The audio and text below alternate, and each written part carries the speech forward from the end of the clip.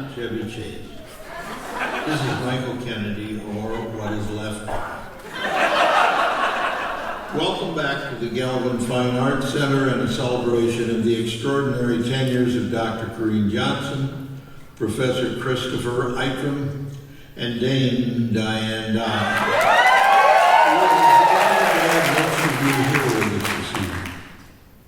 Except for bureaucrats who have no taste for the arts and may leave immediately to see their medical assistant. At this time, we ask you to please silence all electronic devices and shut your own mouth so as to not disrupt the performance.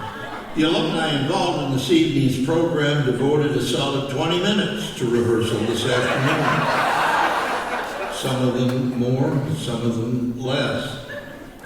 But then again, some of them are more, and some of them aren't. And it would be a shame if your ringer interrupted their fine work. If you expect to enjoy any candies during the performance, what are you, a child? In any case, we ask you to please unwrap those at this time and not at any time unwrap yourself or other members of the audience. Emergency exits, of course, are located to the sides and the back of the auditorium, in case anyone from the administration is recognized. If, however, you are considering having an emergency this evening, we kindly ask that you don't do that. It's ridiculous. You've got enough things going for you. Don't have an emergency. Thank you, and enjoy the performance. Welcome, group. Go.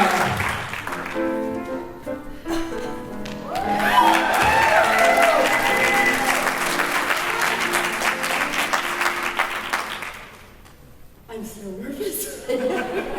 Hello, everybody, and welcome. My name is Kim Kurtenbach. I am a graduate of the class of 1996. I wanted to take a moment just to say a huge thank you to all of you who came here tonight. Some of you have, come from quite far, and we just appreciate everything. And I would be remiss if I did not point out a huge thank you to Megan Cox, Seth Kalkwasser, Joe Goodall, and Eric Anderson.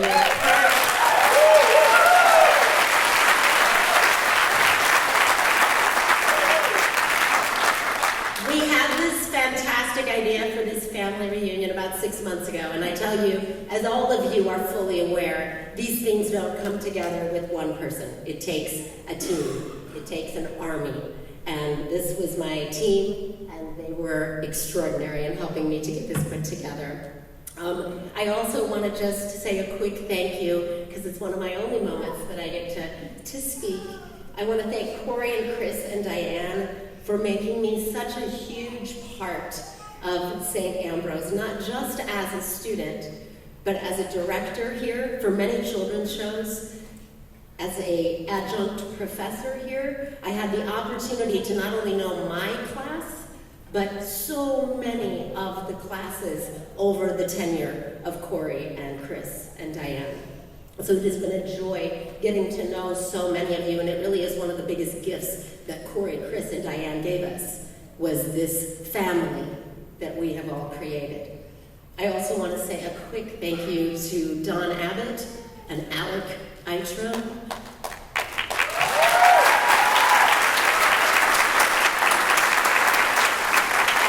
For all of us in the arts, we are fully aware of the time commitment that it takes when you're working and putting up shows, and sometimes family has to sacrifice a lot in order for them to do what they did for us. So thank you for giving us some of the time that you gave of your family. We appreciate it.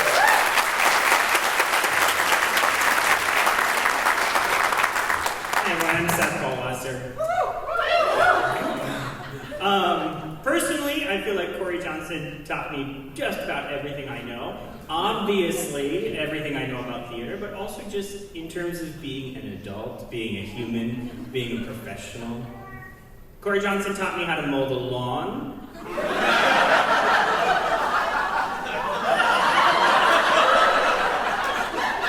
I was 24 years old. Cory Johnson taught me how to look my absolute best while wearing 4-inch heels. Even things that are directly applicable tonight, like how to throw a party for somebody that you love, Cory Johnson taught me how to do that too. Hi, I'm Megan Cox, class of 03, and I think we can all agree that Cory, Kris, and Dianne have seen us at our worst, through trials and tribulations, and they've seen us in our triumphs. It is because of their relentless pursuit of the betterment of our department that we are who we are today, and we are so grateful for that. And here's hoping I don't trip and fall on the way up, but boy, was she enjoyed if I did.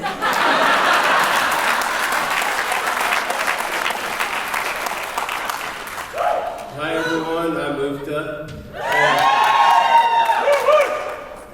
I'd like to send a message to Cory, Kris, Dianne. On the plane ride from Idaho, I kept thinking of the amazing productions that happened here and down the stairs, and or some of the more memorable ones, and it came to me, probably the best production that the three of you ever put together was the education and training that you gave all of us. And it's a production that ran for over 34 years. And tonight we are here to celebrate that. So I hope you are comfortable and be prepared to get nostalgic and feel some feelings, because we got a lot to say.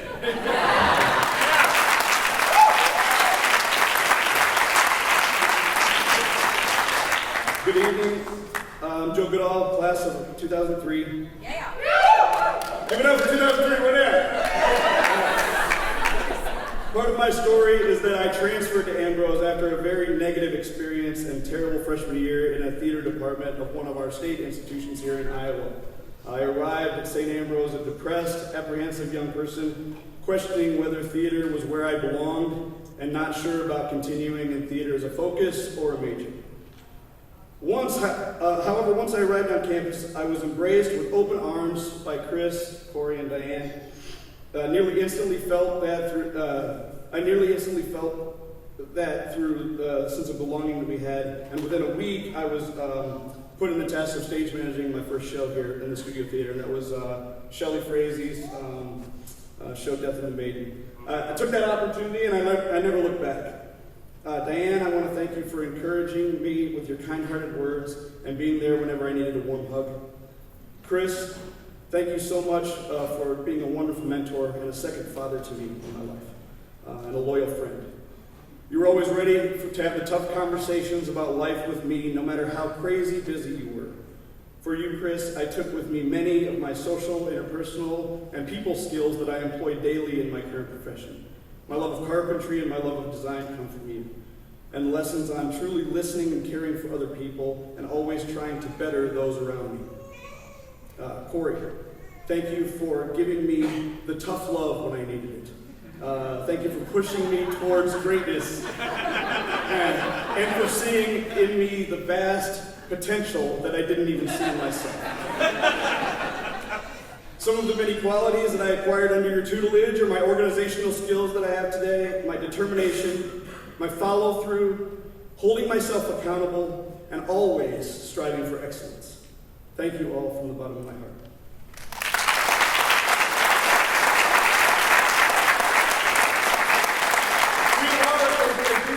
Have said we're very excited to have all of you here. There are alumni here with us tonight that have traveled from coast to coast, literally. And I also wanted to mention, I know we're going to mention that, but I found out that it's your anniversary, Ron May, tonight.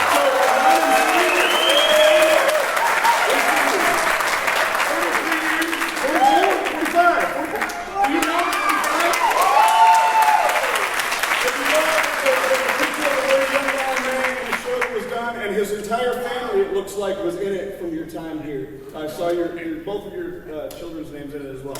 But from east coast to west coast, we've traveled the country to get here to pay homage to you three lovely individuals. And some of us have even come as far as across the I-74 bridge.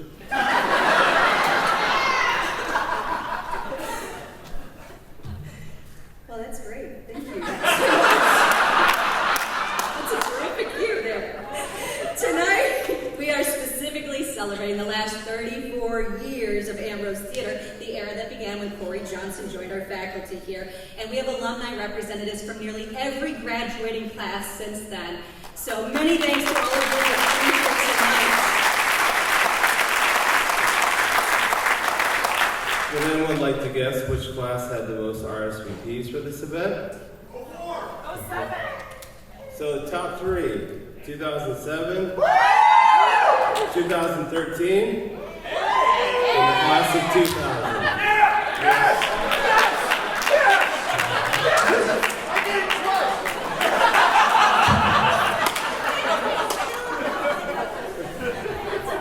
And with a total of 8 alum, the winner is the class of 2007. On top of that, we are very honored to have our most recent class, the graduates of 2022, and we're so glad to have you here tonight.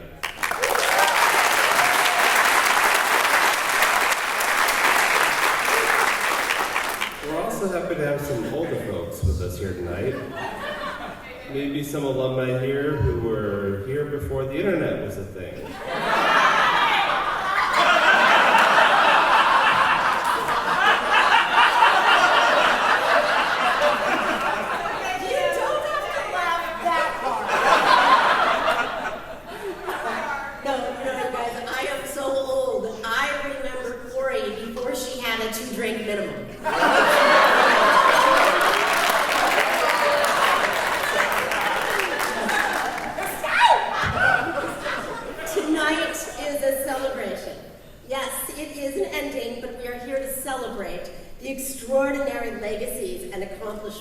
Of Cory, Kris, and Dianne.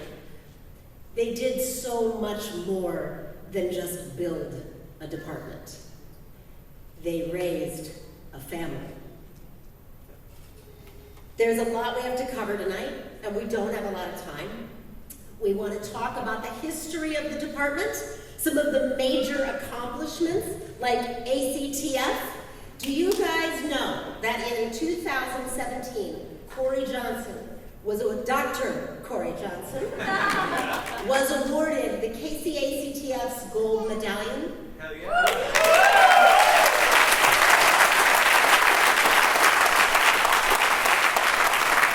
It is the highest honor in theater education.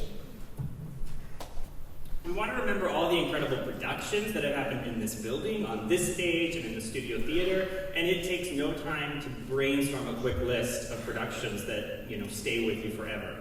Drowsy Chaperone, Little Women, Anton in Show Business. Megan, Anton in Show Business was such a great show. Oh yeah, did you see it? No.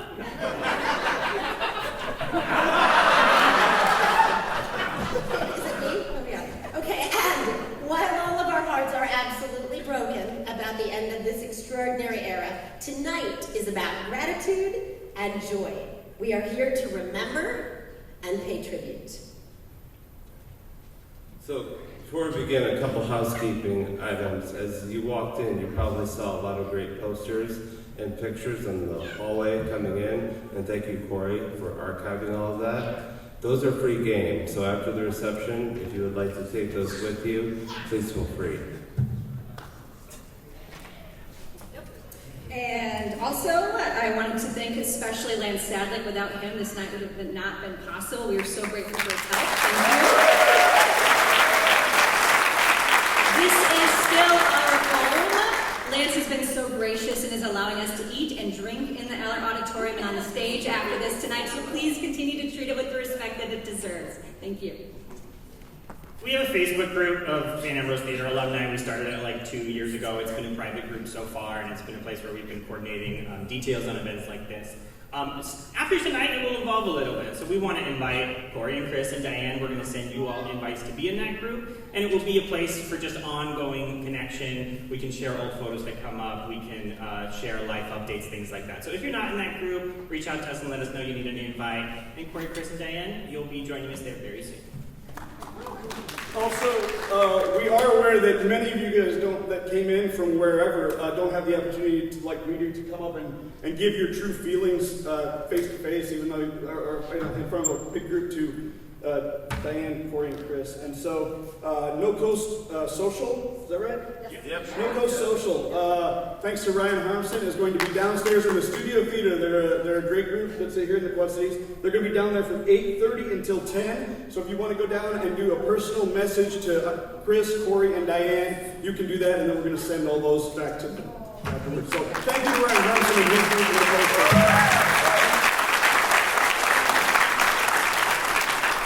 All right, you guys, once again, we just thank you so much for being here. All of the people that gave something, Joe Jans for the slideshow, Dave Bondy's children, people that came to help us decorate, and people that sent photographs for the slideshow.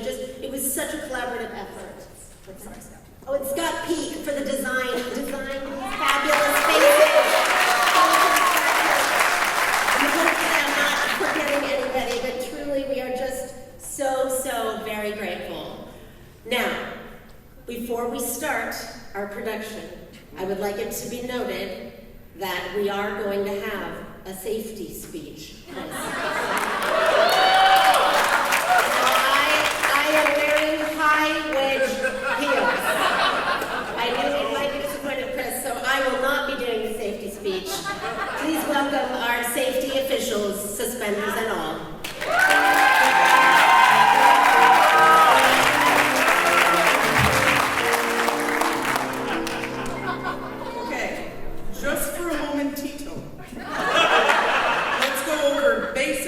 Safety.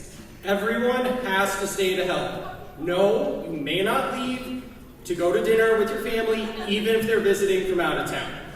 Under no circumstances should anyone wear high heels. Kim? Drills are not hammers. And no hiding in the combs. Be mindful, there are idiots all around you. Above you, below you, next to you. If you think you need a canard leak, come find me first. Fly lines are the most dangerous piece of machinery on campus. We have exactly 2 charged batteries, no fighting. And don't worry about putting anything away properly. Throw it downstairs somewhere, the work studies will take care of it. No stepping on 2x4s. We don't need anyone going to see Nurse Nancy with a nail in their foot. And Joe, wear a condom. Wait, different speech, sorry. You are all a god and a half for helping.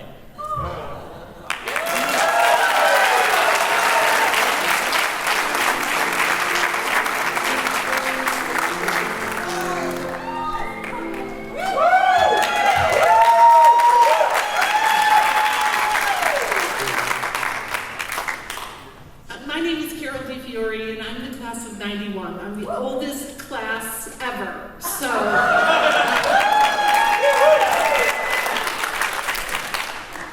And Mr. Kennedy and I had the privilege of hiring Cory. And this is a true story. So we had this committee, someone asked me to be on it. Cory was the standout candidate, and we had her come to the Quad Cities airport. We flew her in because we were big time here in the Quad Cities. We flew her in, and we scheduled to meet her on a Sunday afternoon at the Quad City airport. I call him Kennedy. I can't call him Mike Kennedy. But so Kennedy says, "Hey, I'll pick you up at 11. Okay, great. Picks me up at 11 in the big blue Cadillac.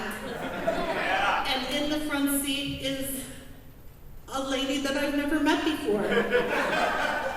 And I get into the car and he says, "Hey, this is Darlene." So later I found out that that was like their second date.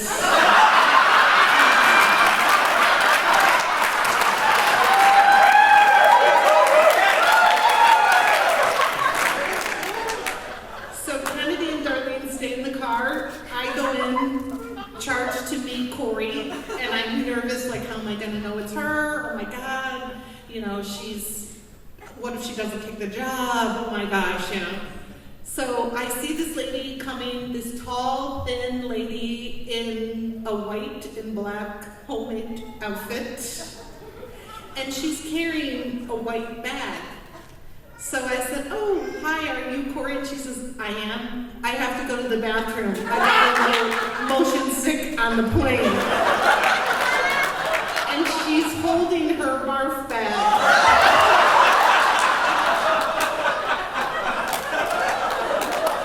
So we got off to a great start. So then, on the way home, Darlene and I are in the back seat. And Cory and Kennedy are in the front seat. Awkward. So that's how it began.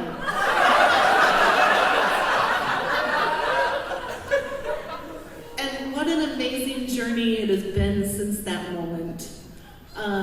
First of all, I want to say that I wouldn't be where I am today without Cory as my mentor, as someone who believed in me constantly.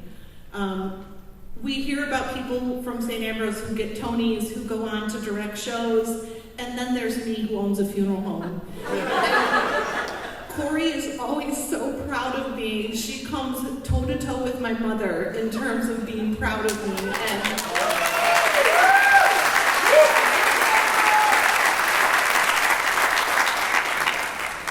And she instilled in me the ability to be a leader in all different circumstances, whether you're in theater, whether you're an accountant.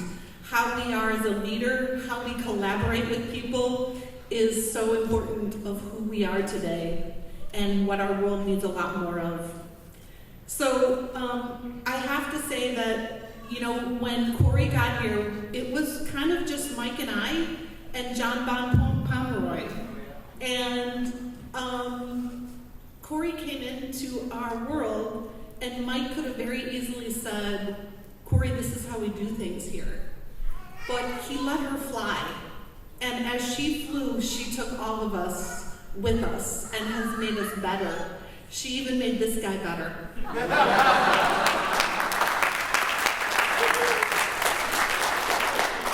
And then she brought us Kris, and then she brought us Dye. And so how lucky are all of us that we have this connection. And I think one of the best things about this community is just that. Kim and I never went to school together and never worked a show or anything together, but I know Kim because of Cory. And everyone here has that same connection. And so we are better because of our community. We are better because we know how to collaborate. And I just want to say that Cory is an amazing person, and she's so proud of all of you. And she is like, we don't have children, Cory and I, but she's more motherly than I am. And she has grown into this role of mentor. And I think each and every one of us in this room can say that we've been mentored and loved and directed by Cory in a way that has made us better. Thank you, Cory.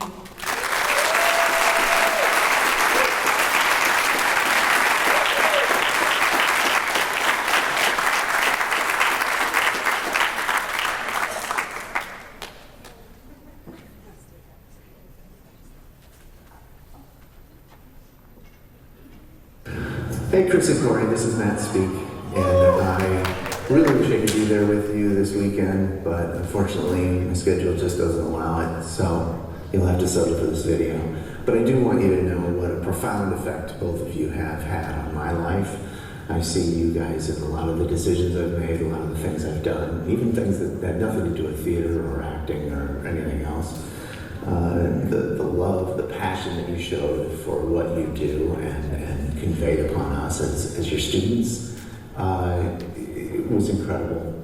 And I know it's going to be a huge loss to St. Ambrose, whether they realize it right now or not. And I just, think back on those times, getting to be in the Crucible and Death of a Salesman, getting to come back and direct that and do all that with you guys and actually perform with you guys again. It was a dream come true. But then, of course, Streetcar Named Desire, and then the shows I got to direct, Slow Dance on the Killing Ground, and The Glass Menagerie. You set up an environment where we just felt like we could do anything, and we did. It was amazing. So, anyway, I want to thank you guys so much. I hope you have a great weekend, and we love you.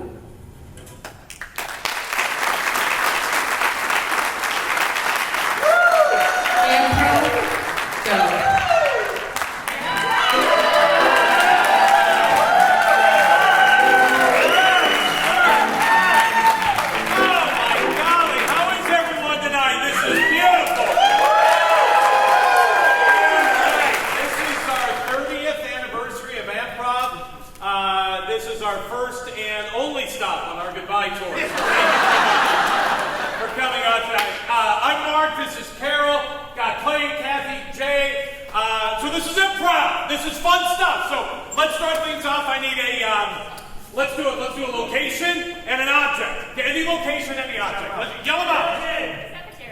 This is audience participation. Come on. Cemetery. Okay, here's what I heard. I heard Galvin, stage, and time capsule. Go. All improv. Don't worry, we're not doing any fucking improv.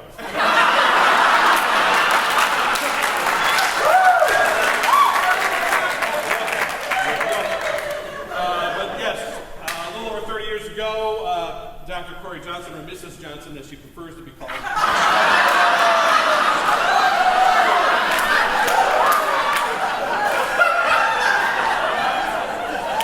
Started the very first improvisational troupe, and is represented by us up here, and Mike Siebert and Beth Behal couldn't be here tonight.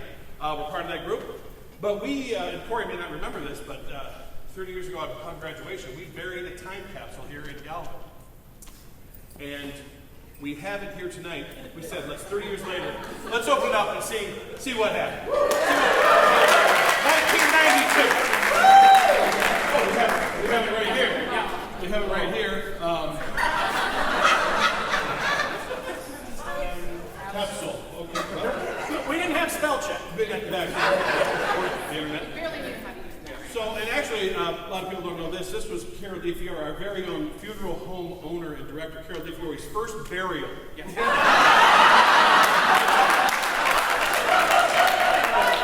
What was my first? I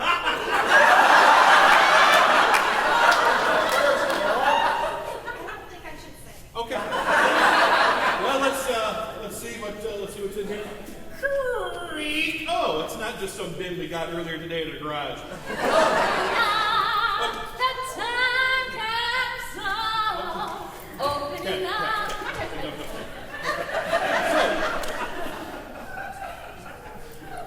So we got in here some cassettes, mixtapes. Remember CDs? Oh, God. I mean, my gosh. Let's see, it's 1992. So scrunchies. I mean, who would wear a scrunchie now, right? Am I Just take that back. Okay. One person. Let's see what else we have. What's Oh, hold on. oh my God. Oh, Cory, you're not going to believe this. These are the dangly earrings that Father Scheffler found so distracting. Distracting. What a heck?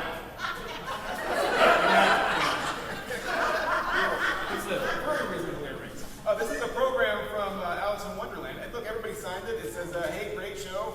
Great working with you guys. Here's one from Jones and Misga. It says, thanks for the memories. I feel like such an asshole.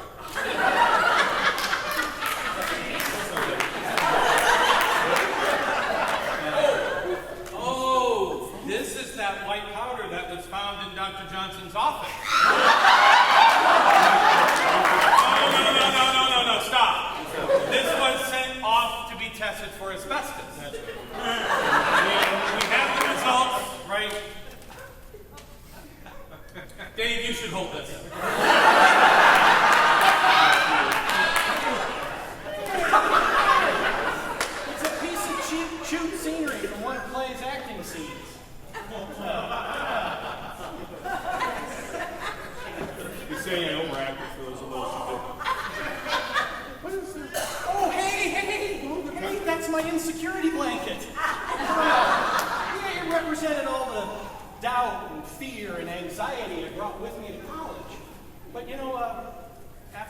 years of working with the theater department and being supported and nurtured and knowing that if I just worked hard, I could achieve great things. And I didn't need it anymore.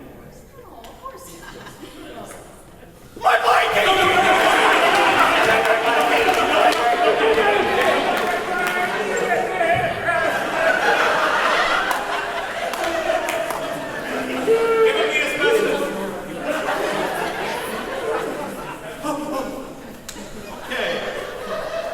We all wrote a letter in 1991, and I'm sure this holds up today, just like it should. Way back then, we all quite starts out, "Yo, word up! We're so happy to be leaving St. Ambrose." Not. Still holds up. We've done a totally fly job of turning out the next group of Will Smiths, Shannon Dohertys, and Bill Cosby. Well, this probably isn't quite as timeless as I quite remember it. I'll skip this part about Rodney King. This section about Alf. Okay, so here we go. By the time we read this, I'm sure we've all gone our separate ways. No doubt that by then Galvin will be a state-of-the-art facility with seats that hover, a lighting system controlled by brainwaves. The actors will be replaced by cyborg replicants. And of course, it will be now called the Mike Kennedy School for hitting the back wall, goddammit.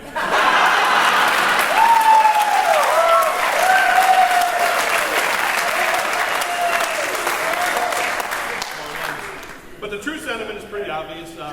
Cory's legacy didn't stop at the end of the stage. It moved on beyond it. We passed our graduation into our lives, and it continues today. You've influenced all of our creative endeavors, our work ethic, our daily life, and it shaped our humor and our love for the arts, honestly. But the real proof is the enduring legacy. I mean, all of us are still friends, and we're all still friends except for Mark. But that's the truth. And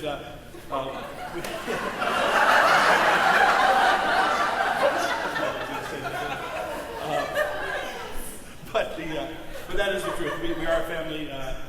We are all still friends, and we still are friends to this day, and that's because of you, Cory, and we love you very much, and you're just the best. So I can say this, that this entire presentation actually was improv!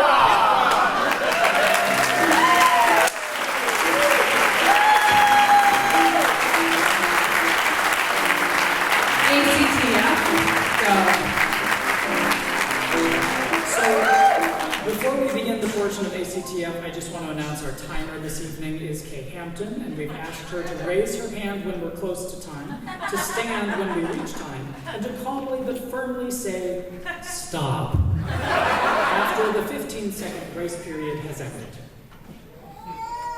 Oh, I wasn't nervous until right now. Thank you, Dan. Cory, you know how close I like to get to the timer in an Irene Ryan competition. So,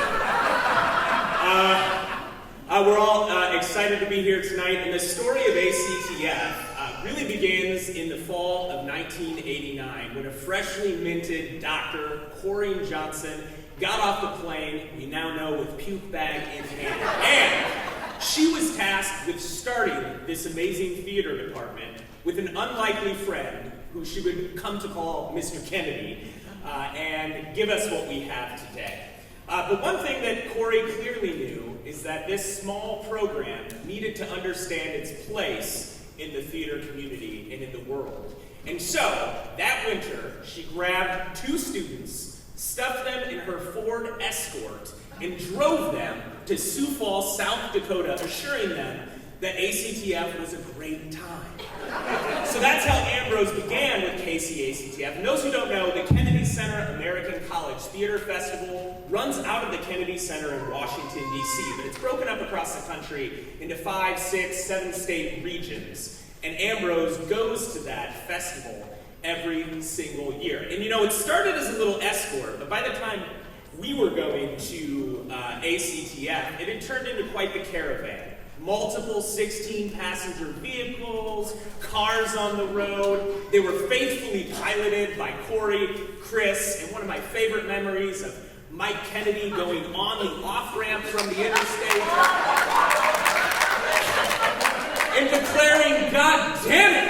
hit the interstates like they used to.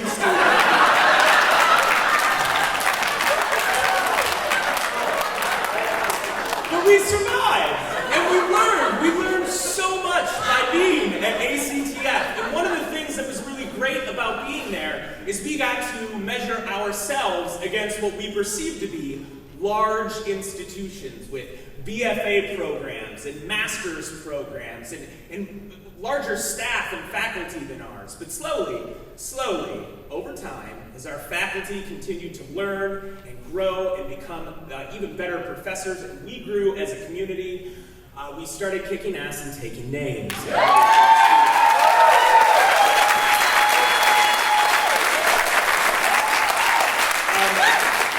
One of those schools that I will mention, University of Minnesota Duluth, did have the good sense, however, to nab up Cory Johnson for next year, as she'll be a professor there next year, serving kids again. But first, let's talk about kicking their ass. So, I'd say things really took off in 2002, I think, the winter of 2002. Anton and Show Business was selected in the region to go to American Theater. I was a freshman that year, and I saw the show as many times as I could, and I was so inspired. And then just 2 years later, they do an Irene Ryan acting scholarship competition where they select 2 actors from a 7 or 8 state region to go to the Kennedy Center. And this guy won that award, blazing the path for so many of us. I was lucky enough 2 years later to win that award as well and go to the Kennedy Center. And Cory, I don't know if you remember this, but you said when we were in DC, you said, I never thought I'd have one student here, and it is amazing to be here with a second. Well, I have a list of other students who had that opportunity. Tony Stratton also won the in stage management, Shannon Rourke. And Hannah Donovan. In directing, Rachel Mayer Ramirez. In poetry, Katie Osborne. In theater journalism and advocacy, Jaron Shustra. And of course, it wasn't just people winning those awards, it was also the Technical Theater Olympics that would happen at and I think it might have been 6 or 7 times that our tech team brought home the golden trophy behind Redbeard.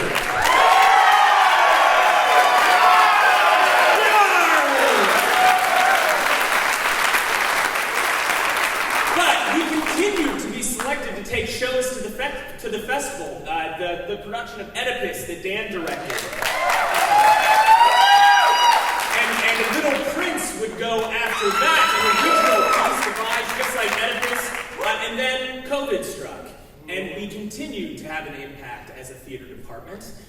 Enemy of the People was a radio drama produced that was selected by the festival in an honorary capacity because we weren't gathering during COVID. But not only did they win an ACTF award, teaming up with the communications department, the theater program won a National Broadcasting Award for Best Radio Drama. And then most recently, a shadow puppetry production of Romeo and Juliet was also selected for its great work as well. And to top it off, this year, going back, Cory, to that time you said, I can't believe I even get to come here twice. This is the first year that Ambrose is sending 2 people at the same time. Luke Peterson in directing and Peyton Reese in musical theater performance. So this is totally the moment where we can talk about a university deciding to eliminate an award-winning theater program, even though it is a liberal arts institution and theater is the heart of collaborative communication. But that's okay.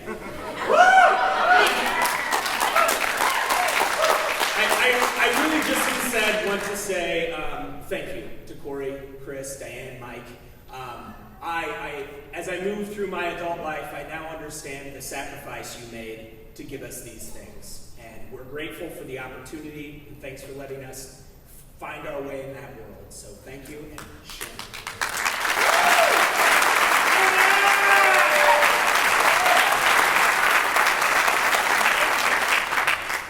In 2016, I went to ACTF and won the Regional Stage Management Award. In 2019, Hannah Donovan went and did the exact same thing. Hannah would be on stage here to do this speech with me, but everybody that knows her has heard her promise she would never perform on a stage, and that is not about to change. But you also know, if you know her, that she definitely did the outline and probably wrote this whole speech. Brene Brown said, "Authenticity is the daily practice of letting go of who we think we're supposed to be and embracing who we are." I have never met anyone as authentic as the three people we're celebrating today. They are the definition of what it means to be your true self and make it your greatest strength.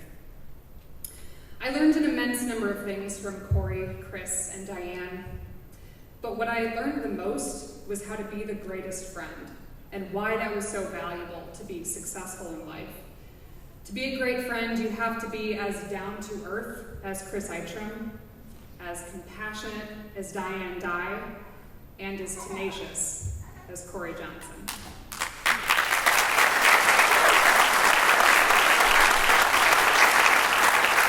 I also believe that the reason they are such great people is because they have each other.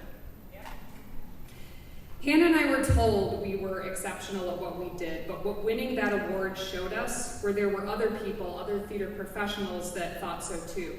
It gave us the confidence to both get an internship at the Goodman right after graduating college. And Cory, Kris, and Dianne gave us the assurance to be ourselves and use that as a strength. In other words, be authentic. Thank you so much for never just giving me the answer, you never did, but providing insight so I could figure it out on my own. Thank you for building my confidence while also keeping me humble. And thank you for being the best friend possible to everybody in this room. You continue to be an inspiration, and you will be for the rest of my life.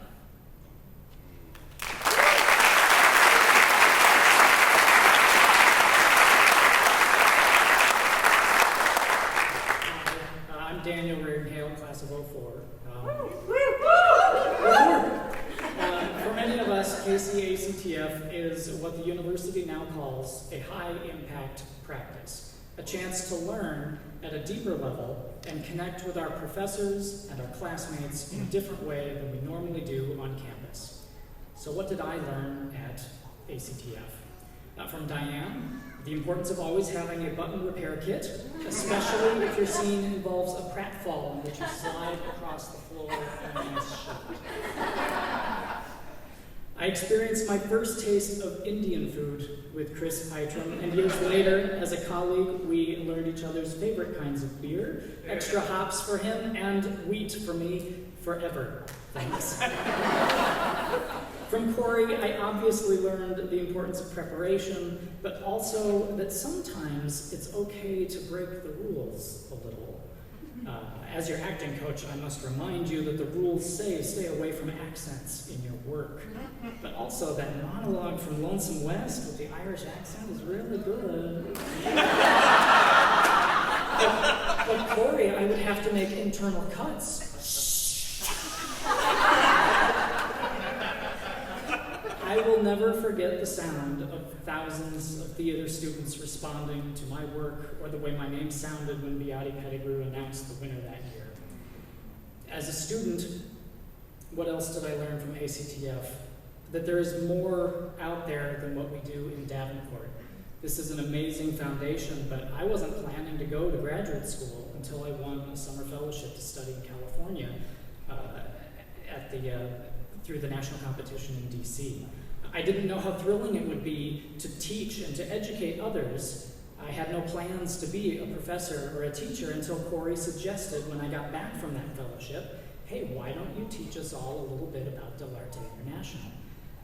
In short, my experience as a student at ACTF with Cory, Kris, and Dianne, and Mike, and Rusty, my scene partner, and the Infant of Prague, and Anton in show business, led me down a path that eventually led me to work here alongside my mentors, coaching Irene Ryan nominees, and traveling to glamorous winter destinations like Sioux Falls, South Dakota. So on behalf of your students, past and present, thank you for making KC-ACTF happen, and know that our students are going to be there in Des Moines at ACTF next year. So we'll see you there.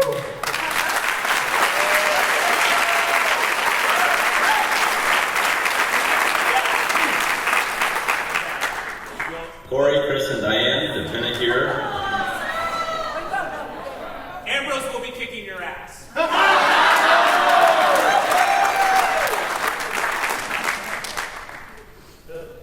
Cory, Kris, and Dianne, Depina here. Congratulations on your retirement, though I know you will not be idle.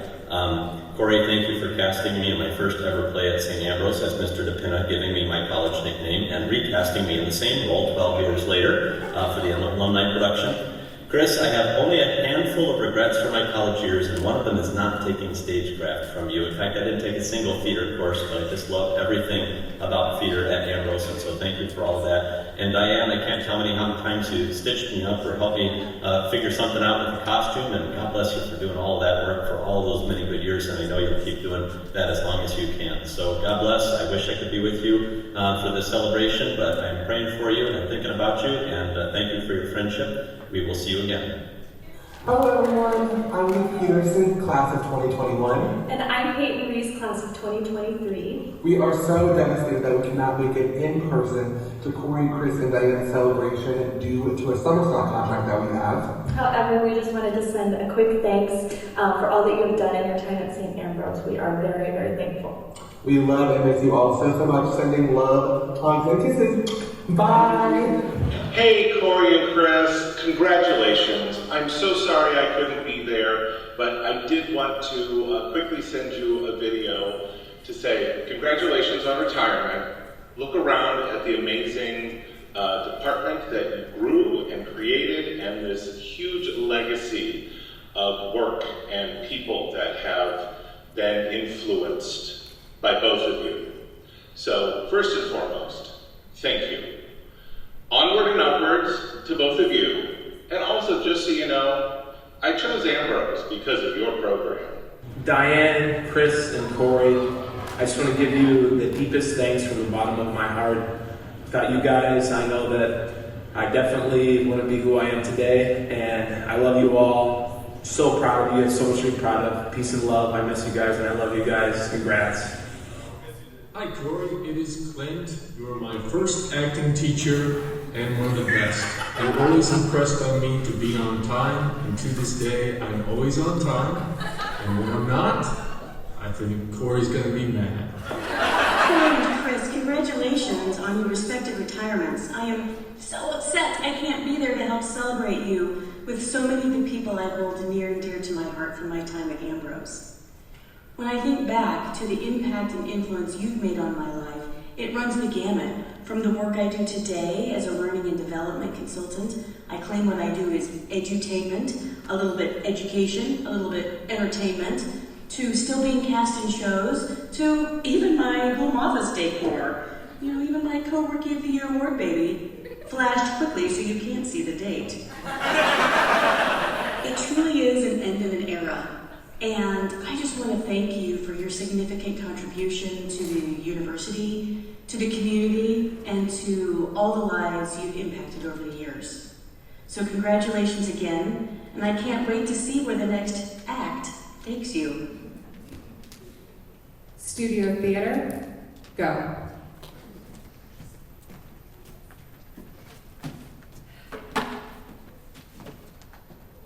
Let me hear, here we go. Let me hear a round of applause if you were acted in, directed, or witnessed a show in our beloved studio theater.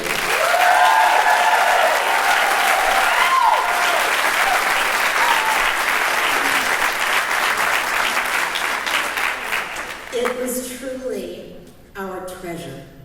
That little space in a basement was just the beginning of so many wonderful memories. Cory's office, I can't go down there. I can't go down there. But it is the place that had so many tears, so many laughs, so many times meeting with Cory as my counselor, telling me what classes I had to take and helping me through the ones I failed or had to take over. So many memories there. I'm going to tell you guys a little bit about the history of the Studio Theater.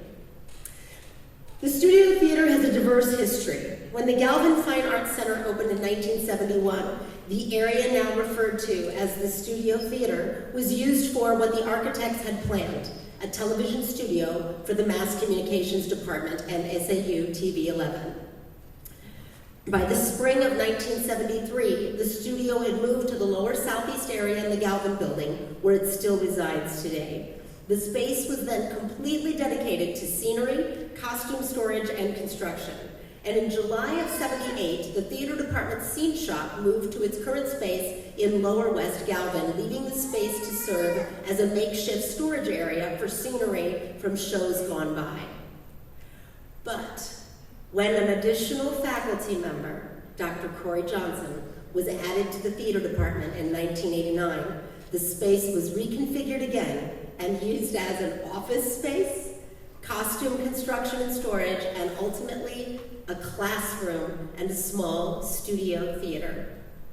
The idea of using the studio for fully produced plays came in 1992 with the production of William Master-Simone's The Wool Gatherer. The very first production teamed myself, Kris Eitrheim, and Cory. I am blessed to say we are all here today celebrating both Cory and Kris, and I'll share a quick story about that before I let these other people tell you their extraordinary memories from the studio. But it was the very first production. Cory had put up audition announcements, and the department at that time was still small, it was just beginning. And so I was brand new, and I came down, I read the script, I was like, this is great. I came down, and there was Cory sitting there, and I had my monologue, and I did my audition, and I'm looking around, and I'm like, no, where's everybody else? Is no one else auditioning? And Cory's like, you've got the part! I was like, that is great. I go, but there's another role. It's the role of the guy, the truck driver. Who's going to play him? Nobody is here. And Cory's like, Kris Eitrheim is an actor. And I said, he is? I thought he just did like hammering things and stuff. And she's like, no, he's a tremendous actor. She's like, I bet if you go ask him, we can rope him into it.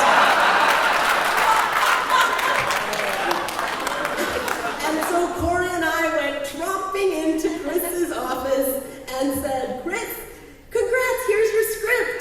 You're doing a show with us. And that was the beginning of the very first show in the Studio Theater. I am blessed to say I was the first student to perform in there. But there were many, many after me, and I'm going to let them share a few of their stories as well.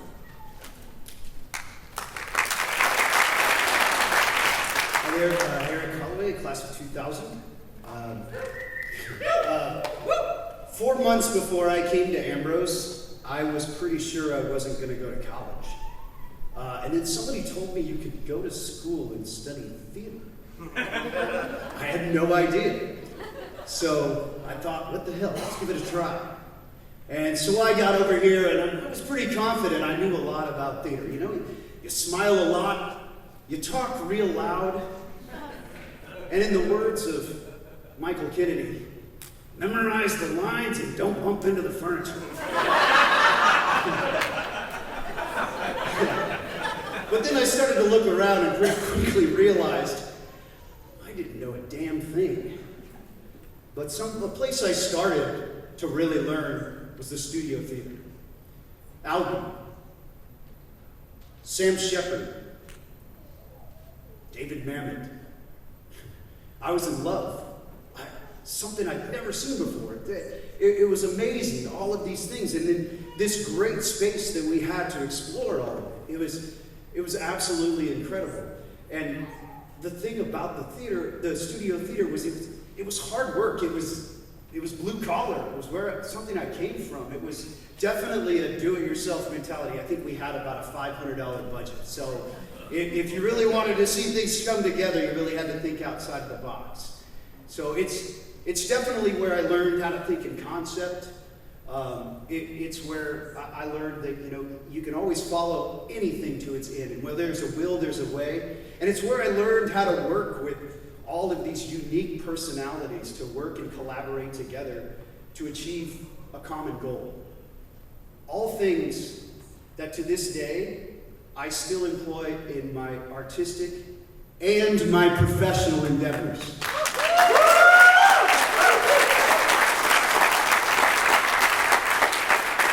But beyond that, one of the best things about the studio theater was the support system.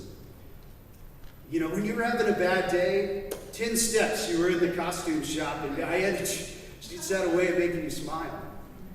And when the world was falling down, the production's falling to pieces, and oh my God, we're never going to make it to opening day, Kris Eitrheim would just saunter in and point at a few things, and he'd say, who the hell knows, but for some reason you're like, oh, it's going to be all right.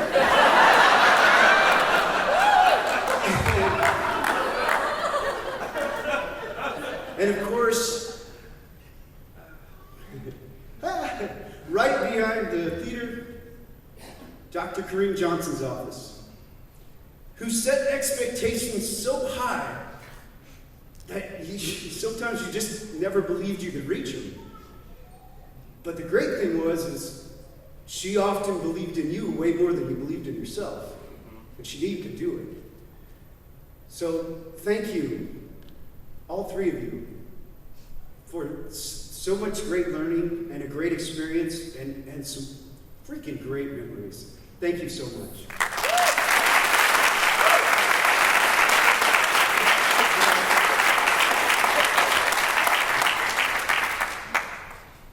I enjoyed every experience I had on this stage, but let's be honest, something special happened downstairs. When I was up here, I always felt part of a production, but downstairs is where I really learned the art of theater and the business of theater. And I want to thank you three for that. You held us to a standard so high. You treated us like professionals.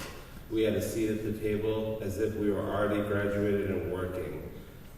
I cannot thank you for that. And at the time I thought, oh my God damn it, I am way over my freaking head. But I knew somehow they're doing this for a reason. This is probably going to help me down the road. And as someone who works professionally in higher ed and college career services, I can tell you everything we learn in the studio theater is applicable to what we do in the professional world, like Holloway was talking about. And not only did you give us a seat at the table, the depth of experience you gave us, Holloway and I always joke when we meet colleagues who study theater at other colleges, their experiences pale in comparison to what we were given. We were given such a unique experience. And I know that in my career, I'm probably 10 to 15 years ahead of where I thought I would be. And part of that is because of what I learned in the studio theater. Thank you for pushing us. Thank you for treating us as professionals. And for everyone in this room and at home who loves what they do and is good at their job, thank you for what you gave us.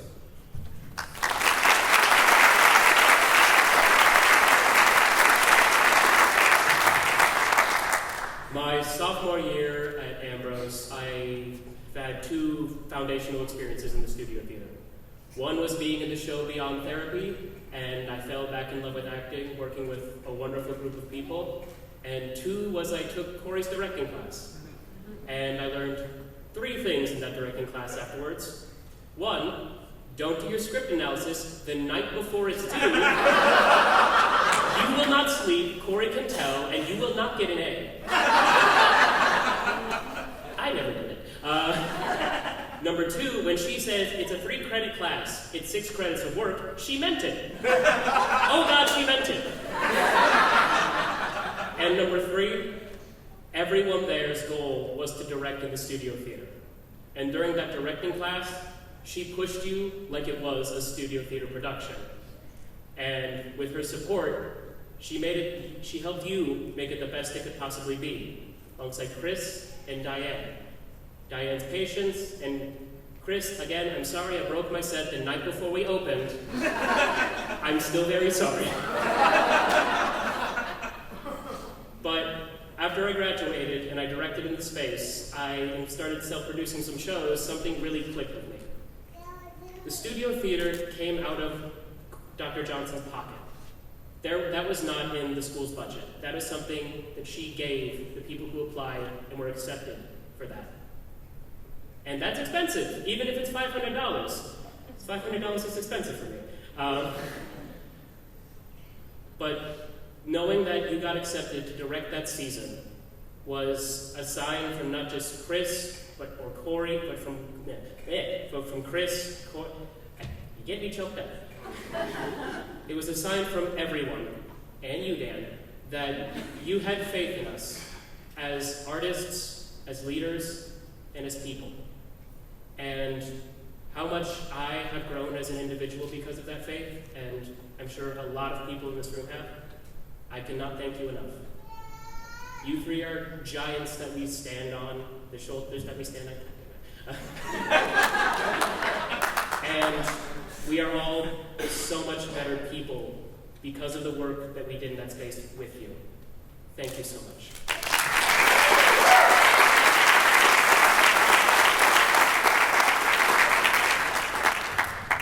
Hi everyone.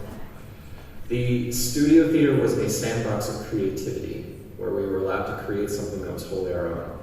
I was very lucky to direct 2 shows in the studio theater, and Cory, in her role as producer, never stopped checking in and challenging my ideas, helping me to refine the good ones and throw out the bad ones.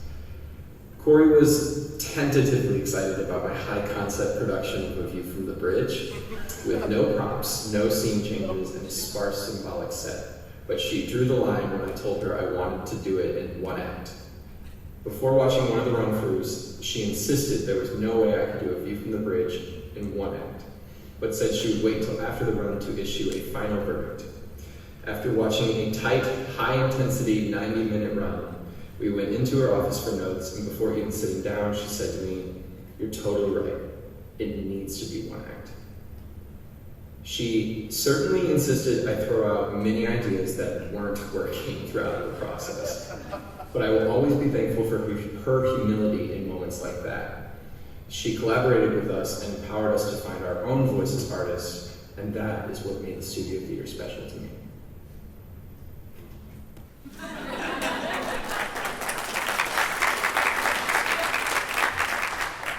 Hi there, everyone. I think maybe 12 of you in the audience know who I am.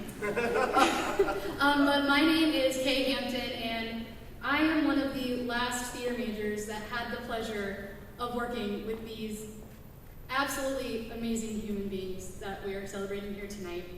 And I am the last student that got to direct in the studio theater under the tutelage of Dr. Cory Johnson, and god damn it, did we go out with a bang. 5 years ago, I know, 5 years ago, wow, that's insane.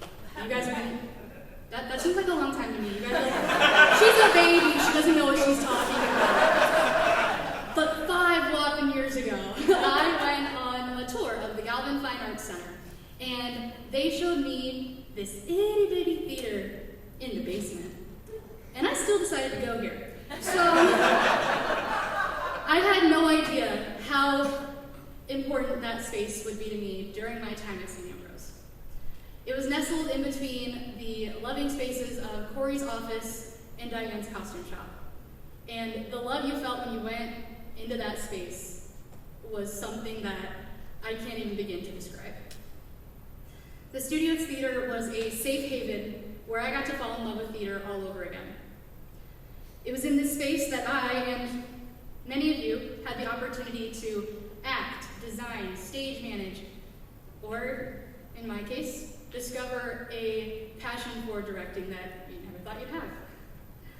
However, the studio theater is so much more than that, and it always will be. It is a space for students like myself to escape to on their best or worst days. I always knew if I needed to laugh, cry about a breakup, or celebrate getting a new job, that I could go down there and someone would give me a hug and celebrate with me. I could find a safe space there with the mothers of the theater department, and it was just, there are no words.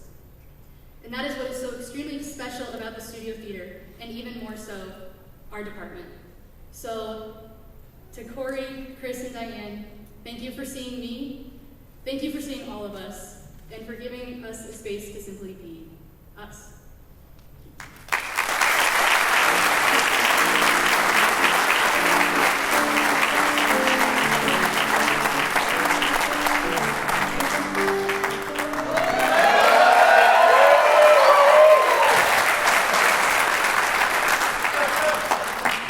Hello, I'm Clay Sander, class of 1874. I'd like to take a moment to give a Laurel and Ferdy handshake to someone whose connection to the theater department is similar to mine, which is we came to it by way of the Galvin basement. Talking about TV 11 and Don Duke Schneider, who I think is taping this very thing tonight.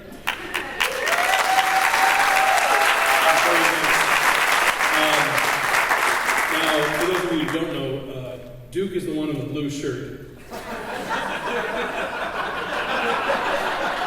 And not the cyborg battle droid PX-497 on his shoulder. The size of that thing.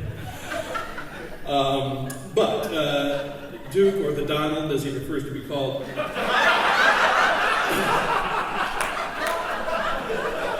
took it upon himself to record the live performances of every show here. So, and Kim Kurtenbach said it to me the other day, that Duke is directly responsible for capturing so many memories for us. Because then it would be in our collective memory, and that's great, but to have them preserved, and if there was audio visual that was needed for a show, that Duke and his department would be there, and they wanted to make sure that I said a few words. Being a TV guy myself, I was down in the TV station a lot, and did a lot of work there, and I wanted to pass this along. I can't see Duke, but I want to pass this along from Mike Siebert, who said Duke was extremely tolerant of our pursuits. At times we did not make it easy on him, as we were always pushing for more time in the studio and doing some rather crazy things that put him in difficult positions with Father Shepler.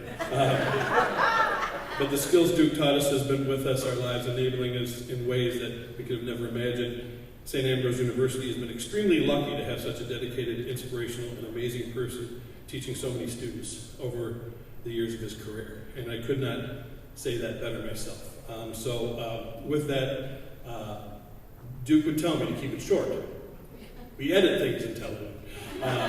But I wanted to tell him, Duke, from one of my favorite films, something I want to say to you, and that is, Duke, you want a shock? I think you're a great guy. And I can't imagine this place without Duke. Just can't. But as a small token, he's a huge Yankees fan, and I have this commemorative New York Yankees World Series baseball cap with 27 World Championship rings on it, and a World Series emblem. And Duke, this is yours. You can pick it up at Lost and Found or at Goodwill at the end of the program. Duke, we love you and thank you so much.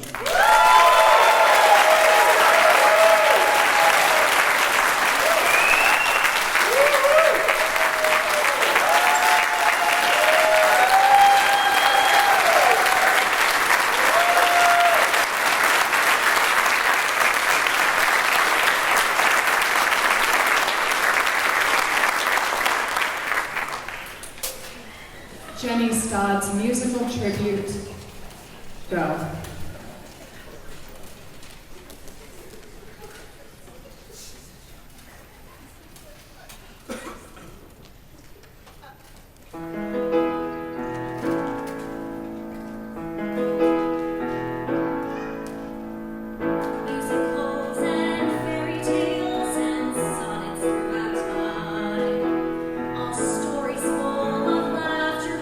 Smart, dynamic rhyme.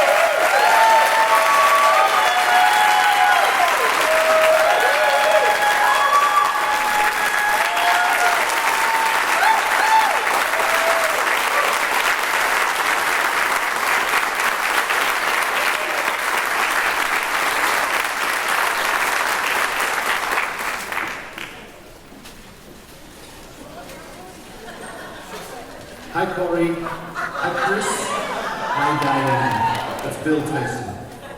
I'm sorry I can't be with you this evening, but I wanted to share with you how proud I am to have had the opportunity to collaborate with each of you during my many years of involvement with St. Ambrose University. But I'm even more proud of the fact that I can call each of you my friend. I'm sending all my best to you. I know that our paths will cross again in the future. Best of luck. All my love. Take care. Hi, from the inside of Radio City Music Hall. But I am bummed that I can't be there with you and celebrating all of the accomplishments that you have all created, Cory and Kris, Dianne. And I'm so happy and proud of everything that you've done. I can't wait to see what happens in the next chapter for each of you. So, congratulations, and I love you all. Buttock, buttock. Hey everybody, it's David from Palm Springs, California. Wait, we're trying to make this video. We're having a good time. But anyway, we wanted to just wish Cory, Dianne, and Kris the absolute best as they move forward into their new adventures and new places. And know that you're going to be very missed at St. Ambrose as well as the Quad Cities. We had great times together. It was so wonderful, and I especially remember those times when I was doing Lady Bracknell and Cory was having to fit my dress, and I have a picture of her underneath my dress as I'm standing there. So good on Cory. Kris and Dianne did a great job, and it was so wonderful working with you there as well. So hey guys, break a leg on your new adventures, and I hope everything's great. And sometime you'll have to visit us here in Palm Springs. All right, guys, take care. Cory. Joy. Bye. Major loss to SAU. SAU shit. No, I can't even get that much out. Shit.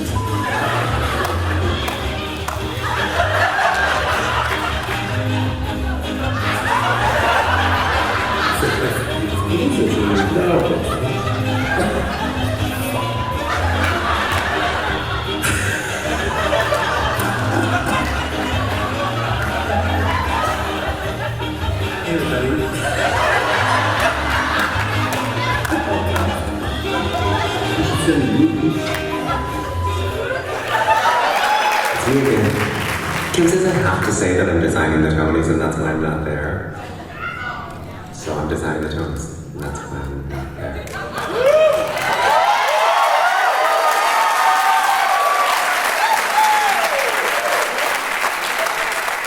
Technical theater, go. Hello, my name is Matt Elliott, and I did not attend or graduate from St. Ambrose University. What makes a person prestigious? Is it someone who challenges you, inspires you, or someone who is admirable? My friend Kris has revolutionized the spoken word.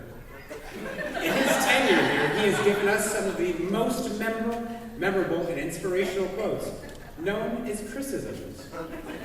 Ketchup is Norwegian hot sauce. I gotta stand up to let things go south. If it goes north, that's a problem. That's an old faithful you don't want. I wear suspenders because I'm shaped like an ice cream cone. Did you ever try to put a belt on a cone? It doesn't work. It's like the flu. You just can't get enough of it. I'm a rebel without a flush. I gotta stand up to let my butt go forward. Squirrels playing grab ass, that's something I want to see. It would be like using a sewing machine to repair your car. We're striving for perfecter. You know, like you do. Thank you.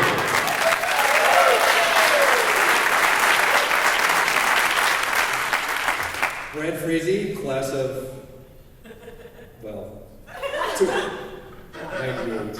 I hate math. But Kris, my concept is keys. The first day of my assistant technical director job, Kris takes us around to check all the doors and the keys. Personally, I think he wants to see if I've got the better set of keys. We go around and we end up at the stairs in the back. Yes, he knows where I'm going with this. This is the fire key. Puts it in the fire alarm and turns it. Let me tell you, the fire alarm does go off when you open them up. Needless to say, we run back to the front. Tell Lance it's not an emergency.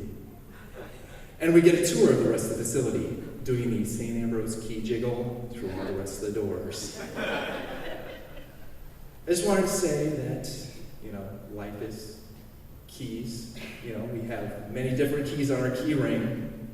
And, well, some are useful. Some we have no idea what the hell they go to. But I just want to let you know, as you turn in your set of keys at St. Ambrose, trust me, nobody wants your job, but you will end up with another set of keys at some point in time in your life. Good luck.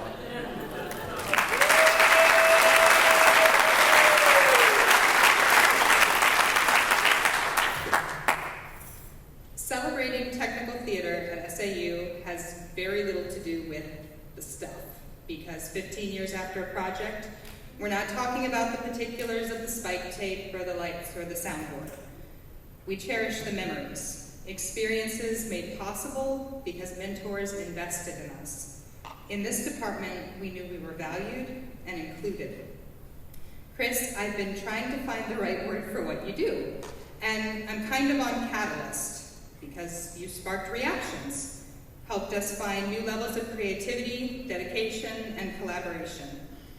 But I also know it's not quite the right word. Okay, given that I got a D in college chemistry, someone should fact check this immediately. But by definition, a catalyst is not permanently changed in its contribution to a reaction. And it is my sincere hope that the memories and the madness that brought this group together tonight, all of that did change you, because they meant the world to us.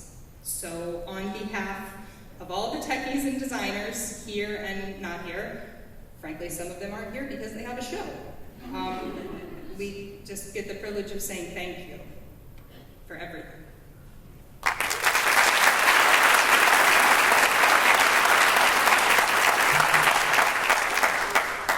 Hello, I'm Lisa Randolph, class of '99. I also still love to hear Kris calling me Lisa Bosch. In addition to having Kris as a teacher and advisor, I was lucky enough to be assigned to him to work in the scene shop for work study.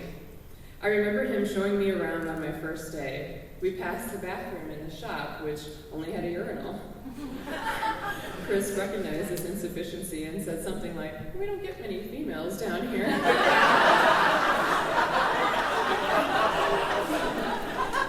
Other than not being able to pee in the shop bathroom, Kris never made me feel like I couldn't do something because I was a woman.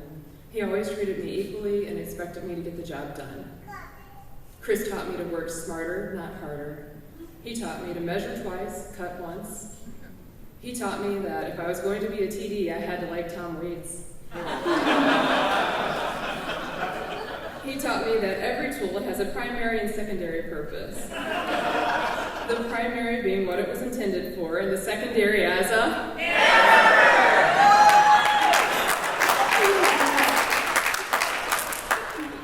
What I learned on my own was that Kris himself had a primary and secondary purpose in our lives. His primary role was to teach us. His secondary role was to be an amazing mentor, counselor, and friend. Kris, you are my sunshine. St. Ambrose will never be the same without you, Cory and Dianne. Thank you.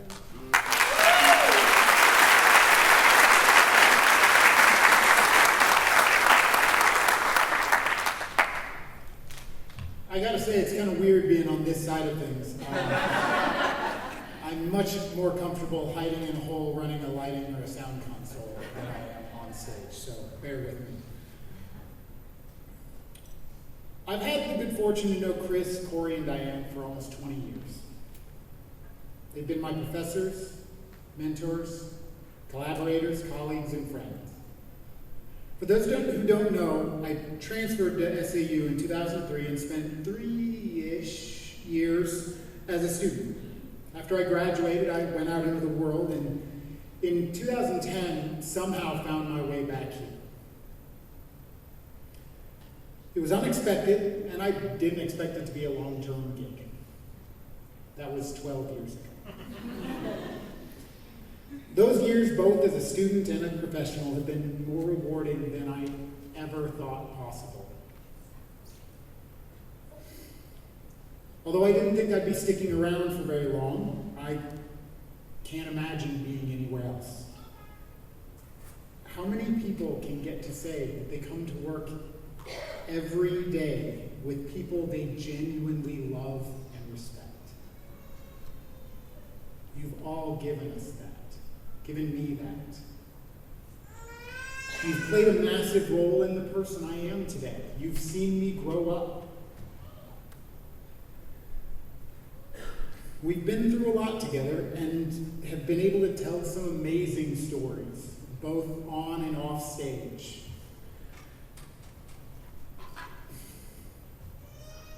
I know you've heard this a lot tonight, and you're going to hear it a lot more.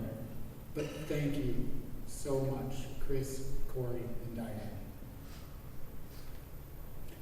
So, for the sake of brevity, as I was the person during rehearsal saying, we got to make sure we're keeping things moving, and I recognize the irony that I am not doing. I'll save all my stories, of which there are many, for the reception later tonight, and also tomorrow morning at 10 a.m. We'll be meeting right here on the Allard stage to have coffee and donuts with Kris, and anybody else that wants to come hang out, tell stories, drink some coffee, do the thing Kris really likes doing most. And I do want to take a second. We've got something for you, Kris. You knew we were going to do something. So, Zach, come on out.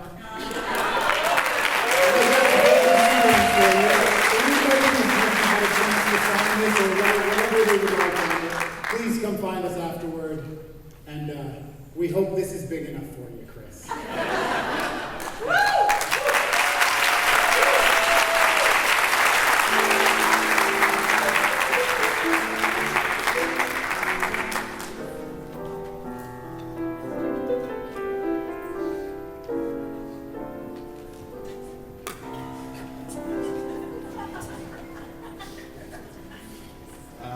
I just had a pretty surreal moment. This is the last time I was pacing the wings trying to remember my lines. My name is Dan Hernandez, and I had the distinct honor of being named Dianne Dye's personal assistant by me. Dianne Dye, when I was introduced to her, I remember being told the ins and outs of the theater department before we got started. And Jake Kendall was very kind to tell me all the things that I had to do to make it in the theater department. He said, know your lines, and I said, sure.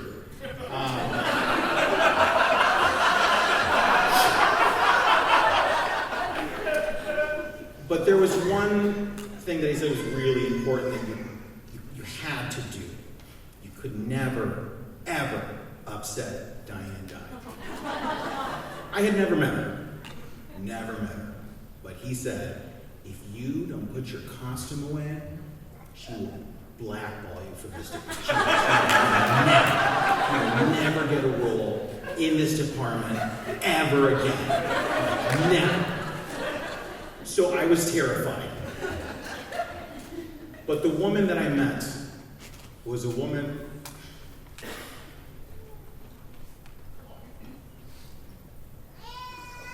so full of love, who wanted everyone to succeed, and in their best moments and their worst moments was always there for you. She was the mother of the department. Cory, thank you so much for bringing her in to take care of us, as you and Kris took care of all of us. I started off as a work study for Kris, and that did not last very long. I kept calling every tool a baby shaker, and apparently that's not appropriate. So then I got moved into Dianne's department, and I was also not very good there either. But with a lot of love, time, and attention, I was able to find the right things that I could do to help Dianne in that department. But having her there was one of the greatest treats ever in this department. And you will always be remembered as the person who took care of us, who fed us, who brought us into your home. The amount of times I've slept at your house. Okay, this time I forgot. I didn't sleep at your house tonight. I know you're mad at me. But the amount of times I spent at your house have been some of the greatest memories there. Going along with kind of Cory and Kris, I think for all of us we've had this shared anxiety. It's called the Cory disappointment dream.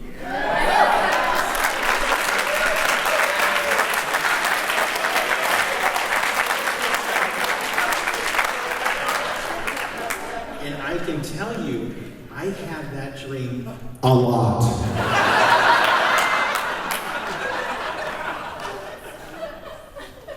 But we cared. And we knew that you cared about us, and we only wanted to make you guys happy and do the best that we could for you.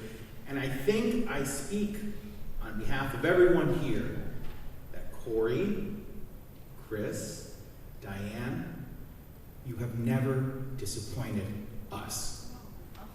And I want to thank you for everything, and I love you very much.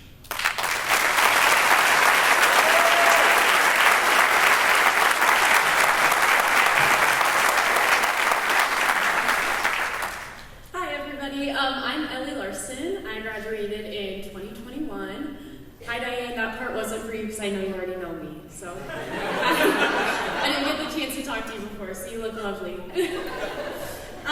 When I talk about Dianne, I usually start the sentence with, Dianne, my bestie. And I think that there are a lot of people in the room who feel that same way. And I think that is one of the biggest lessons that I'm going to take from Dianne, is making everyone feel like someone and like they're the most important person in the room. And that is something I will always carry with me. I was really fortunate to be one of Dianne's last stitchers in the costume shop. And she was one of my very first friends at Ambrose. And she bribed Megan Clark and Kelsey Eaton to be my second and third, so she gets credit for those. And I remember when my mom finally came to campus and she met Dianne, she said, "Thanks for taking care of our girl." And she did just that for me and for so many of us here. She was there in the costume shop on the good days, like celebrating when we all got our first professional callback or contract, and she was there for the bad days, through the roommate drama, the relationship drama, the stagecraft drama. But sometimes there is crying in stagecraft, Kris.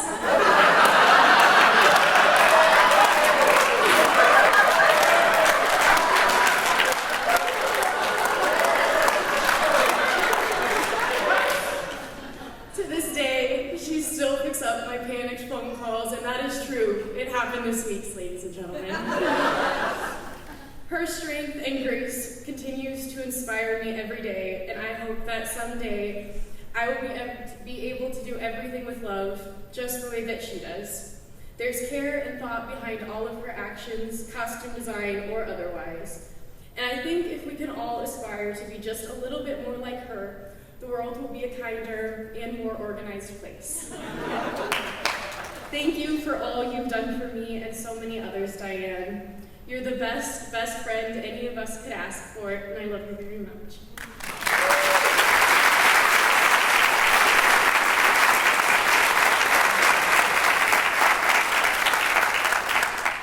Hello, I'm Julie Stecker, class of 2007, which apparently is the biggest class here tonight. Tonight we celebrate theater, the people that make it real, and all the beautiful poetic lines that have come to life on this stage. And yet I struggle to find the words to say that could even come close to describing what Dianne means to me and to all of us. I actually started out as a work-study student for Cory, but I think with my constant talking, she quickly realized I would be better suited in the costume shop with Dianne. That was the best role she ever cast me in. primarily gifted in sewing, hemming, altering, wigs, hair, and costuming. I am not. Actually, in fact, this is my Blythe Spirit gown. Thank you, Dianne. So, I swear she just kept me around as an excuse to listen to Disney music and show tunes as we worked. I thought I would learn how to sew on a few buttons, iron some pants, and hem and costume dresses. I had no idea I would be gaining another mom. We have been through some pretty hard times together, and through some of the most amazing days as well. She and Dean opened up their home to all of us. Some of the fondest memories I have from college are in that yellow kitchen. We made pizza, baked cookies, enjoyed wine, played games, and laughed until our bellies hurt. She was also so inclusive of my non-theatrical boyfriend that the day we got engaged, which happened to be sandwiched between the Galvins on Saturday night and a studio show on Sunday night, he was the one that suggested we rush over to Diane's house to tell her. I think I speak for all of us in saying we are so thankful for Dianne. The direction and support she has given us in our lives. The patient listening ear that helped us figure it out for ourselves. The smile that told us, you got this. The hug that we both knew each other needed. Sewing a hem with her just like the seam of your life story. And ripping that hem out again because you know Dianne deserves better and you deserve better. Dianne has such a special place in my heart, and I'm forever grateful she came into my life. You made us all feel special and loved. Dianne, thank you for being the mom the entire department needed. We love you.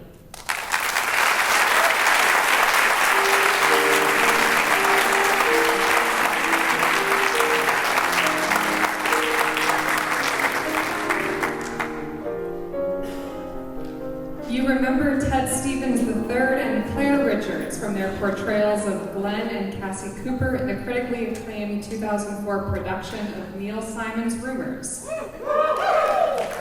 And T. Green from the other Rumors production.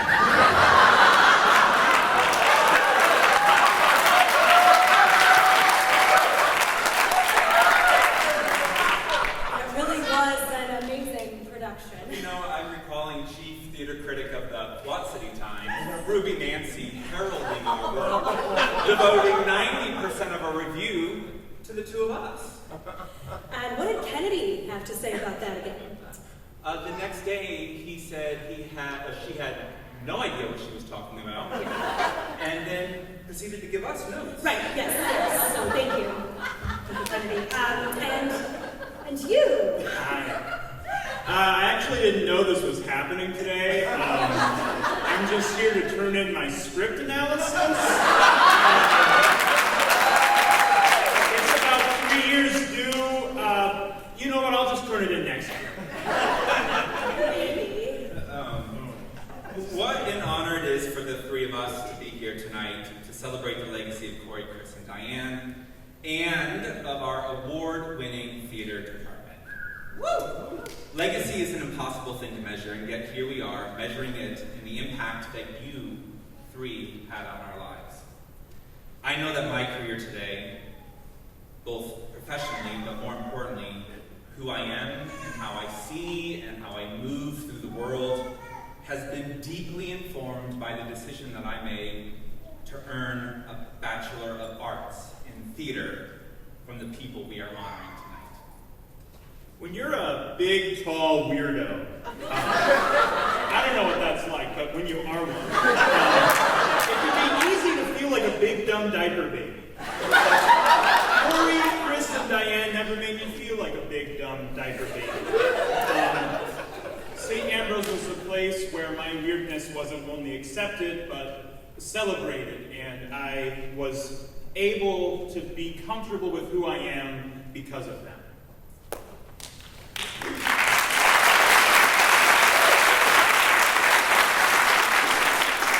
So this department is responsible for teaching me how to be proud of myself. It also introduced me to my husband, Sam Michael. Thank you, Dave Bondi, for casting us as a highly dysfunctional couple in Lie of the Mind and bringing that together. But a theater degree has also taught me how to be flexible, innovative, tolerant, empathetic, and how to trust the process. not just as a parent and newly hooded Masters of Clinical Mental Health Counseling. Thank you. But Kris, Cory, and Dianne perfectly have role modeled for us what it means to hold oneself to the highest standard of professionalism, ingenuity, creativity, and also know how to just say when done is good, it only has to look good from 30 feet away. Plus, we've got all the alumni parents who are raising the next generation of theater kids and passing along the lessons of character and collaboration. And oh, we flipped a page. We really only rehearsed this for 12 minutes. Yeah, and loving, that was a sneak peek. In considering the theater department's legacy, we could look toward the careers of alumni who are working professionally in the theater industry. Among our ranks, we have alumni who have built careers as designers, stage managers, choreographers, and directors. Producers and production managers. Artistic directors. Technical directors. Executive directors. And Emmy Award winner Brian Hemeseth. But that by itself can't capture the enormity of Cory, Kris, and Dianne's legacy. After all, the skills we all learned from these educators are being carried into a vast array of careers. People working at Fortune 500 companies like Disney and Facebook.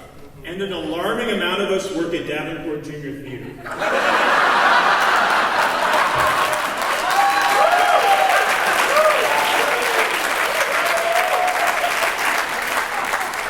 Their students have gone on to be software developers, doctors, fundraisers, attorneys, and nurses. Graduates from the theater department have gone on to work in everything from HR and marketing to air traffic control. They've gone on to have their own students, carrying on the lessons and skills we learned from the theater to a whole new generation. What a legacy that is. And so many are gay now.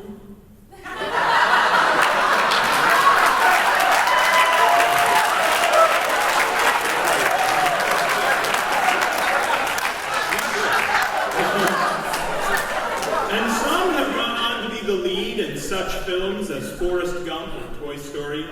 Actually, that might be Tom Hanks. I think that's not right.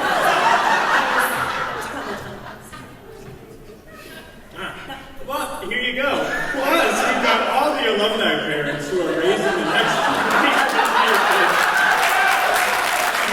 and passing along the lessons of character and collaboration they learned in Galvin. It's pretty clear the Ambrose advantage is the SAU Theater Department. Wait, I thought that was actually the secret swimming pool. That was Ambrose has a secret swimming pool? No. Perhaps the greatest testament to the legacy of the theater department came in September of 2020. Shortly after word broke that a closure committee had been chaired, dozens of alumni organized and wrote letters to Ambrose's leadership, making clear the essential role that the department has played in all of our lives. What can be said of the legacies of Cory, Kris, and Dianne, who can speak better to that than their students? Every single day I am grateful that I majored in theater at St. Ambrose University. The school's mission states that St. Ambrose University enables its students to develop intellectually, spiritually, ethically, socially, artistically, and physically to enrich their own lives and the lives of others. A major in theater provides access to all of these goals. SAU Theater sees you as an individual, trains you up according to your talents and desires, holds the bar high, and then teaches you to jump above it. And it gives you opportunities you cannot find elsewhere. The program is also incredibly flexible and hands-on. In 1 year, I was able to stage manage, act, light design, and scenic design for different productions, all in according to my regular coursework. There is not a local theater production that doesn't somehow thank St. Ambrose University or its theater faculty and staff. The goodwill this generates resonates throughout the Quad Cities theater community and by extension, the public at large. The children's show alone brings in thousands of kids every every single year and exposes them to theater, often for the first time in their young lives. I was one of those children, and that led me to becoming a theater major. It's worth mentioning that not just any theater department delivers the way that Ambrose's does. The staff and faculty there provide a safe and challenging space for students to learn and grow. They are kind, they are deeply caring, and they are so talented. They do incredible work, and they are incredible people. I am so grateful to them for the impact they've had on my life. The distinctive and extraordinary thing about this program is the ongoing connection to the people. The theater department was filled with the most passionate, knowledgeable, accepting, and caring individuals on campus. If it were not for the SAU theater department, I would have never made the group of friends that I still have to this day. I could have pursued business at any college in the United States. I could only have pursued theater at St. Ambrose. We leave the theater with a more sincere understanding of the human experience, having used the work as a window to the world. Thank you, St. Ambrose Theater Department, for the amazing impact that you had on my life and the lives of so many amazing students.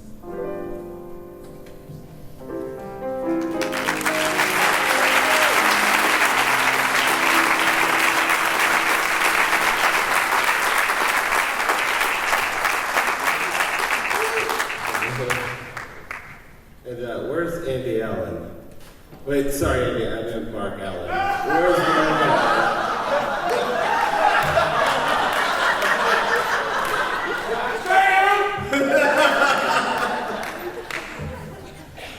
But on a serious note, the four of us are very proud to be up here for what you just heard. We want to let you know that your voices were heard, and for those who have donated over the last couple of years to this department, the studio theater, your voices were heard.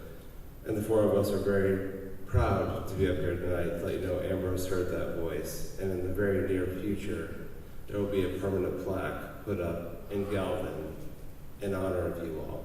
And this plaque will say, this plaque is to honor Dianne Dye, Christopher Eitrheim, Dr. Cory Johnson, and Kennedy, we didn't forget about you. Your name is on there. And it will say, thank you for the education and making all of the world our stage. SAU Theater alums, class of 1989 to 2022. So, as long as this building stands, the names Eitrheim, Dye, Kennedy, and Johnson will be known by everybody who walks through this building. Thank you.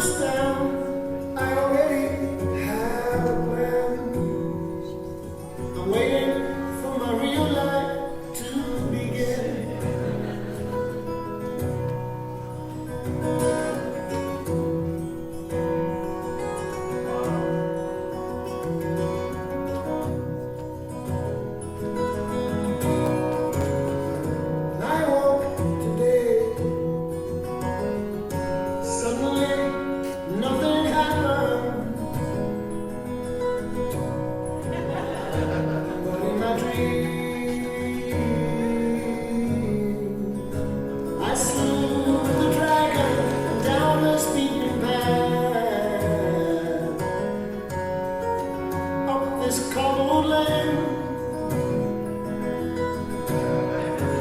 walking in my own once again. And you say, just be here now, forget about the past. The mask is wearing thin. Just let me throw one more dice. I know that I can win. I'm waiting for my real life to begin.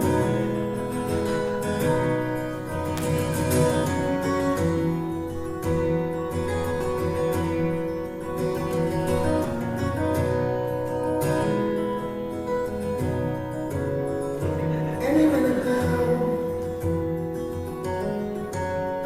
a ship is coming in. I'll keep checking the horizon.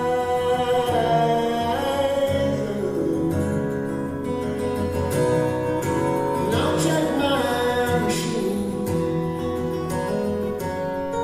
It's sure to be that cold.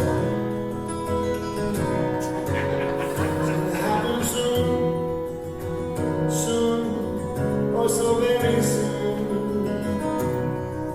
It's just the times of living, and you say, be still, my love. Open up your heart, let the light shine. Don't you understand? Oh, I already have a plan. I'm waiting for my real life to begin.